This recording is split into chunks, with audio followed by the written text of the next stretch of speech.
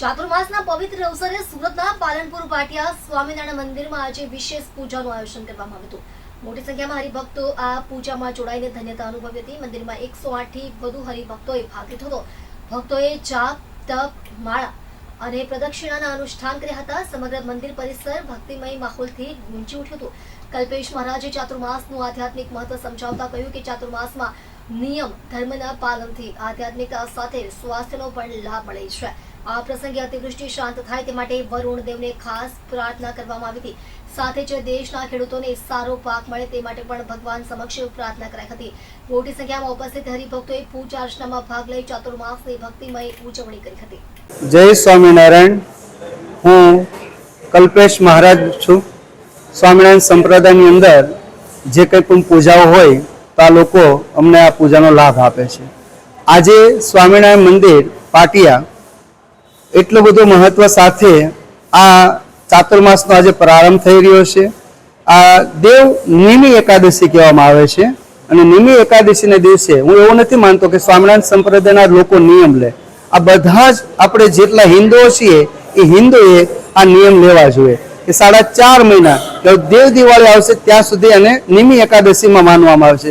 અને બીજું જોવા જઈએ તો ચાતુર્માસની અંદર ચોમાસું એ બધી ઋતુઓની અંદર કે લોકો એક ટાઈમ જમે તો એનાથી પણ સાયન્સ સમજાવે છે કે ભાઈ શરીર સારું રહે છે। પછી બીજું વ્રત, નિયમ, જપ, તપ આ બધી જ વસ્તુઓને અનુસરીને આજે આ બધા જ ભક્તો અહીંથી નિયમ લેવાના છે। કોઈ આરતીમાં આવશે, કોઈ પ્રદક્ષિણા ફરશે, કોઈ પોતે કથા વાર્તા કરશે, કોઈ વ્રત ઉપવાસ કરશે। અને સ્વામિનારાયણ સંપ્રદાયની અંદર એક વસ્તુ મહત્વની છે, ચાંદ્રાયણ કરશે કે રોજ એક જ કોળિયો ખાય, એકમને દિવસે એક ખાય, બીજને દિવસે 2 ખાય। અને એવી રીતે આજે ભક્તોએ આ પૂજામાં જોડાયા છે તો એમાં એક ખંડ પૂર્યો છે। ખંડની અંદર 9 ગ્રહોના દાન પણ કીધા છે અને એની સાથે સાથે મહારાજની પૂજા પણ કીધી છે। અને અત્યારે અતિવૃષ્ટિ થઈ રહી છે સુરતમાં અને પૂરા ગુજરાતની અંદર, ભારત દેશની અંદર। તો આ બધા જ માટે એ પ્રાર્થના કરી રહ્યા છે કે વરુણદેવ શાંત રહી અને ખેતરોને ખૂબ સારો પાક ઉપજે અને જીવનમાં ખૂબ પ્રગતિ કરે બધા અને સુખરૂપ રહે, બધાનું આરોગ્ય સારું એ માટે અહીંયા બધા ભેગા થયા છે। જય સ્વામિનારાયણ। બોલો સ્વામિનારાયણ ભગવાનની જય। આપણા પાટિયા નિજ મંદિર સ્વામિનારાયણ ભગવાન બિરાજમાન છે।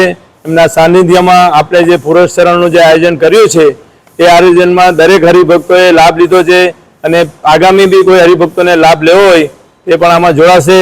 અને આજના જે પુરસ્કારણ છે એમાં જે મહારાજ હરિકૃષ્ણ મહારાજ ચતુર્માસ નિયમ ચાલુ થાય છે, જે ચતુર્માસમાં જે કોઈ હરિભક્તોએ નાના મોટા જે નિયમ લેવાના હોય એ નિયમ લેવાય છે। લોકો કહે છે કે દેવપોઢી એકાદશી છે, પણ દેવપોઢી એકાદશી નથી। દેવ તો હંમેશા જાગતા જ રહે છે, પણ દેવોને આપણે જગાડીએ છીએ અને દેવોને કાયમ કન્ટિન્યુઅસ કહીએ છીએ કે તમે અમારી સાથે કાયમ રહો અને મંદિરમાં આવતા દરેક હરિભક્તોને કાયમ ને કાયમ મહારાજ તમારા દર્શનનો લાભ મળે। આવતા જતા હરિભક્તો મંદિરના દર્શન કરે અને આ મંદિરને ભગવાનના સાનિધ્યમાં કાયમ અખંડ ભગવાન બિરાજમાન છે, તો તમે આ મંદિર કાયમ માટે દર્શન કરજો। એવી આજની એકાદશીનું શું મહત્વ છે અને આજે પૂજા અર્ચના કરીને કોણ મહારાજ વ્યાસપીઠ ઉપર છે અને શું આજના જે પૂજા છે જે એનું પુરસ્કારનું આયોજન કરેલું છે, જે દેવ અગિયાસમાં જે કોઈ બી આજે અત્યાર સુધીમાં વ્રત, તપ, જે અગિયારસી પૂરણ જે નોમ કર્યું હોય એ બધાનું ફળ મહારાજના ચરણમાં અર્પણ કરવાનું છે અને આપણે મહારાજના ઋણમાંથી મુક્ત થવાનું છે। એના માટેનું આયોજન કરેલું છે। આપણું શું નામ? મારું નામ અશોકભાઈ પરમાર છે।